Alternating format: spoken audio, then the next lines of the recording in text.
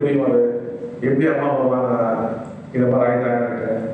அதே மாதிரி ரெண்டாவது பக்தராக நாங்கள் ஒரு வீட்டுக்கு வந்து சாப்பிடணும். எங்களுக்கு விசா வேண்டியது ஏரோப்ளேன் வேண்டியது. இது எப்படி நீங்கள் புரிந்து கொள்வீர்கள்? ஆனால் எங்களுக்கு அந்த விதங்களே கிடையாது. ஏனென்றால் நாங்கள் அந்த காலம், வெளி, எனர்ஜி, பாடி இதெல்லாம் வேறே விதமாக பார்க்கின்றோம். அதை வேறு விதமாக புரிந்து கொள்கிறோம். உங்களோட விஞ்ஞானமே உங்களை லிமிட் செய்கின்றது. அதுபோலவே உங்களுக்கு நாங்கள் ரெக்கார்ட் செய்யும்போது என்ன செய்கிறோம் என்றால், உங்களுக்கு எது தேவையோ அதை நாங்கள் எங்கள் உள் சேர்த்து நாங்கள் விஷுவலை செய்வோம். இப்போ நம்மளோட கான்சியஸ்னஸ் சைத்தன்யம் இருக்கிறதோ அதை ஆல்ஃபா ஸ்டேட் சொல்லலாம், பீட்டா சொல்லலாம், டெல்டா சொல்லலாம். ஸோ நாங்கள் வந்து அந்த டெல்டா ஸ்டேட் சேர்ந்து நாங்கள் விஷுவலைஸ் பண்ணுவோம். இப்போ வந்து ஒரு சாதாரண ஒரு மனிதனுக்கு அந்த டெல்டா ஸ்டேட் போவது கொஞ்சம் கடினம். நிறைய ப்ராக்டிஸ் வேணும். ஆல்ஃபாவில் செஞ்சுருந்தா ஆனால் டெல்டா கான்ஷியஸாக செஞ்சது கொஞ்சம் கஷ்டம். இன்னொன்று டெல்டாவில் சேர்ந்தோம்னா அந்த தாட்ஸ் வச்சுக்க முடியாது, யூட்டிலைஸ் பண்ண முடியாது, ரொம்ப ரொம்ப கஷ்டமாக. ஆனால் எங்களுக்கு வந்து நேச்சுரலாக வருகின்றது. ஸோ நாங்கள் அந்த டெல்டாவில் போய் நாங்கள் உங்களுக்காக விஷுவலைஸ் பண்ணும்போது அது வந்து ரியல் லைஃப்பில் உங்களுக்கு நடந்து முடியும். இது எங்களுக்கு நன்றாக புரிகிறது, அது எப்படி ஆகிறது. ஆனால் உங்களுக்கு புரிந்து கொள்ள முடியாது என்றால் நீங்கள் இந்த உலகத்தை பார்க்கும் விதம் வேறு, உங்களுடைய விஞ்ஞானம் வேறு. அது ரொம்ப குழந்தைத்தனமான ஒரு அண்டர்ஸ்டாண்டிங் உங்களுடைய விஞ்ஞானம், அதெல்லாம் புரிந்து கொள்ள முடியாது. நாங்கள் வந்து ஏன் இந்த அணிக்கு விபூதி இதெல்லாம் நாங்கள் செய்கிறோம் என்றால் உங்களுடைய மனதை உடைப்பதற்காக. ஏன்னா உங்களோட மனதில் சில ஐடியாஸ் இருக்குது, இதெல்லாம் முடியாது, இதெல்லாம் நடக்காது, அந்த சில ஐடியாஸ் இருக்குது.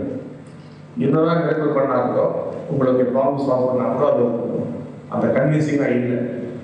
ஆனால் இந்த மாதிரி ஃபிசிக்கல் மிரக்கல் செய்யும்போது நீங்கள் அந்த வைக்கிற தின்பண்டங்களை கொண்டு வருவதோ இல்லை நாங்கள் அதை தருவதோ இப்படி செய்யும்போது உங்கள் மைண்டு ஷேக் ஆகிவிடுகிறது.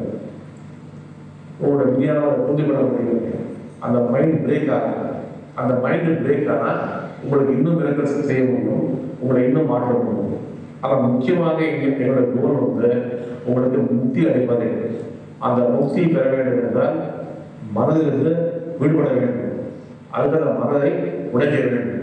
அதற்காகவே நாங்கள் இந்த மிரக்கல்ஸை செய்கிறோம்.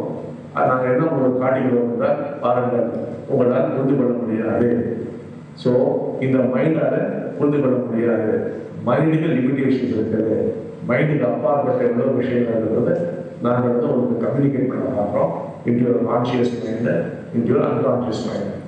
அது போல் பண்ணி உடனே நாங்கள் அந்த மனதிலிருந்து வெளிவருவதற்காக நாங்கள் உங்களுக்கு அந்த பிரயத்னம் பண்ணி கொண்டிருக்கிறோம். ஸோ இது வந்து முக்தி ப்ராசஸில் ஒரு அங்கம். So that is the answer for the third question. கொஞ்சம் 3 கேள்வி ஆகிவிட்டது. உங்களுக்கு என்ன மெசேஜ் என்றால், நான் ஆல்ரெடி இந்த பிப்ரவரியில் நான் டீச்சிங் கொடுத்துருக்கேன், ஜனவரியில் டீச்சிங் கொடுத்தேன். அங்கே வந்து உள் சத்தியமும் அந்த பார்ப்பது அதை பற்றிலாம் பேசியிருக்கேன் ஜனவரியில். அது ஜனவரி மாதத்தை சேர்ந்த டீச்சிங். இப்போ பிப்ரவரிக்கு நான் ஆல்ரெடி டீச்சிங் பேசியிருக்கேன். நீங்களும் அதிகமாக பார்த்துருக்கீங்க வெப்சைட்டில், இல்லைன்னா அதை பார்த்துருந்தாங்க. ஸோ பிப்ரவரி டீச்சிங் நான் குஜராத் கொடுத்துருக்கேன். நீங்கள் பிப்ரவரி மாதமெல்லாம் அதை பற்றி நீங்கள் டிஸ்கஸ் பண்ணணும், டிபேட் பண்ணணும், அதெல்லாம் நீங்கள் புரிஞ்சுக்கணும். அது உங்களுடைய homework. So think about it, concentrate பண்ணணும், மெடிடேட் பண்ணணும். இதெல்லாம் நீங்கள் செய்யணும்.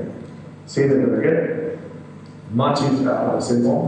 ஸோ மார்ச் மாதம் இன்னொரு டீச்சிங் வரும், ஏப்ரல் இன்னொன்று. அந்த மாதிரி இந்த 12 மாதங்களுக்கு 12 விதமான டீச்சிங் நான் கொடுத்துட்டே இருக்கேன் உங்களுக்கு. நீங்கள் தொடர்பாக நீங்கள் மாஸ்டர் பண்ணணும் டீச்சிங்ஸ். முதலாவது அது மட்டும் இல்லாமல் வெப்சைட்டில் டீச்சிங்ஸ் நாங்கள் அப்லோட் பண்ணிகிட்டே இருக்கோம். அந்த டீச்சிங்ஸும் நீங்கள் பார்த்து அதை வந்து தான் நீங்கள் புரிஞ்சுக்கணும். அதை ஏதாவது டவுட்ஸ் தான் நீங்கள் வந்து கேட்கலாம். இப்படி 12 மாதங்கள் டீச்சிங் மேலே ஃபோக்கஸ் பண்ணணும். ஸோ இது எல்லா டீச்சிங்ஸும் சேர்ந்தால் அது ஒரு நெக்லஸ் போட்டுருக்கணும்.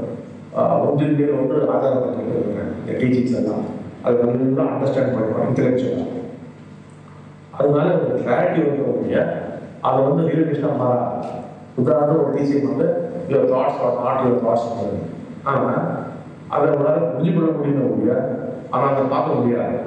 ஆனால் அவேக்கனாகிட்ட முக்தி அடைந்து விட்டால் உங்களுடைய ஆலோசனைகளை நீங்கள் அப்படியே பார்க்கலாம். அதே போல் டீச்சிங் வந்து your mind is not your mind. நீங்கள் புரிந்து கொள்ளலாம், ஆனால் உங்களால் பார்க்க முடியாது. அதை அமெரிக்கன் ஆகிட்டா முக்கிய அடைஞ்சுக்கிட்டா அப்படியே பார்க்கலாம். அவங்க மனசை நீங்களே பார்க்கலாம். அது பாட்டி வேலை பண்ணிருக்கோம், நீங்கள் உள்ள இருக்க மாட்டீங்க, வெளியே இருப்பீங்க, அதை பார்த்துட்டு இருக்கீங்க. அதே மாதிரி ஆக்ஷன்ஸ் எல்லாம் ஆட்டோமேட்டிக்காக பண்ணிருக்கோம். அதை வந்து டீச்சிங் சொல்லுவோம், ஆல் திங்ஸ் ஆர் ஆட்டோமேட்டிக். ஆனால் உங்களால் பார்க்க முடியாது. இந்த டீச்சிங்ஸ் எல்லாம் நல்லா நீங்கள் கணித்து கொண்டிருந்தாங்க. ஜனவரி 2011 நாங்கள் வந்து அந்த ப்ரோக்ராமிங் அதை ஸ்டார்ட் பண்ணோம். அது அநேகம் வந்து 6 மாதத்துக்கு செஞ்சோம் ப்ரோக்ராம். அதுக்கப்புறம் ஜூலை 2011 ப்ராசஸ் ஸ்டார்ட் பண்ணோம். அங்கேயே ஸ்டார்ட் பண்ணுவோம் ப்ராசஸ். அந்த ப்ராசஸை எல்லாம் கரெக்டாக செஞ்சால் நீங்கள் அநேகமாக முக்கிய அடைவீர்கள். அதுதான் நமக்கு அப்ஜெக்டிவ். அதை நோக்கி நாங்கள் சென்று கொண்டிருக்கிறோம். இதுக்கு உங்களுடைய ஃபுல் கோஆப்ரேஷன் தேவை. நீங்கள் இந்த டீச்சிங் வந்து சீரியஸாக அதை புரிஞ்சுக்கணும். இந்த டீச்சிங்ஸ் புரிஞ்சுக்கலைன்னா ஒன்றும் பண்ண முடியாது. ஸோ உதாரணத்துக்கு நான் உலகெல்லாம் சொல்லிட்டு எக்ஸாம்பிள் ஒரு டெலிவிஷன் செட் இருக்குது, அதுதான் உங்களுக்கு சைத்தன்யம். அதோட ஒரு டிவிடி பிளேயர் லிங்க் ஆகிடுது. அந்த டிவிடி பிளேயர் தான் அவங்களோட மனசு. அந்த டிவிடி பிளேயர் தான் பவர் சப்ளை வந்து ப்ளக் பாயிண்ட் இருந்து அதுதான் தீக்ஷா. அது வந்து சோர்ஸ்லேருந்து வந்து அந்த சோர்ஸ் தான் அவங்க பார்ப்பாங்க. அங்கேருந்து அந்த பவர் சப்ளை வந்து அந்த ஒயர் மூலமாக வந்துட்டு இருக்கு. ஸோ சைத்தன்யம் இருக்குது, டிவிடி பிளேயர் மனசு இருக்குது, ஒயரில் போகிறது தீக்ஷா ரெடி ஆகிடுச்சு. அந்த சோர்ஸ் அவங்க ட்ரைன் பண்ணுவாங்க. ஆனால் அந்த டிவிடி இல்லை, அந்த டிவிடி தான் டீச்சிங்ஸ். இப்போ நம்ம சேனல்லேருந்து நம்ம தயார் பண்ணிட்டே வரோம். அந்த டீச்சிங்ஸ் தான் அவங்க சிஸ்டமேட்டிக்காக. ஸோ ஒன்ஸ் டிவிடி ரெடி ஆச்சுன்னா அந்த டிவிடியை நம்ம உள்ள போட்டப்புறம் ஸ்விட்சை ஆன் பண்ணோம்னா அந்த தீக்ஷா வந்து அந்த ஸ்க்ரீனில் பிக்சர் வரும். அது மாதிரி உங்களோட சைத்தன்யத்தில் அது வெளியிட்டுனா ஆட்டோமேட்டிக்காக வந்துடும். அதுதான் ப்ராசஸ். ஸோ அந்த சுவிட்ச் போட்டோன்னா அந்த தீக்ஷா வந்து உங்களோட குண்டலினி சக்தியை ஆக்டிவேட் பண்ணணும். உங்களோட சக்ராஸை ஆக்டிவேட் பண்ணணும். ஃபாஸ்ட்டாக ரொட்டேட் ஆகும். இந்த சக்ராஸ் ஆங்கிலத்தில் சொல்ல போனால் டக்லஸ் கிளாஸஸ் சொல்லுவாங்க. இதை ஸ்டார்ட் செக்யூரிட்டி. ஸோ அப்போ என்ன ஆகுதுன்னா ஆட்டோமேட்டிக்காக அது பிரெயின்லாம் சில மாற்றங்கள் வரும். அந்த மாற்றங்களால் தான் உங்களுக்கு முக்தி வரும்.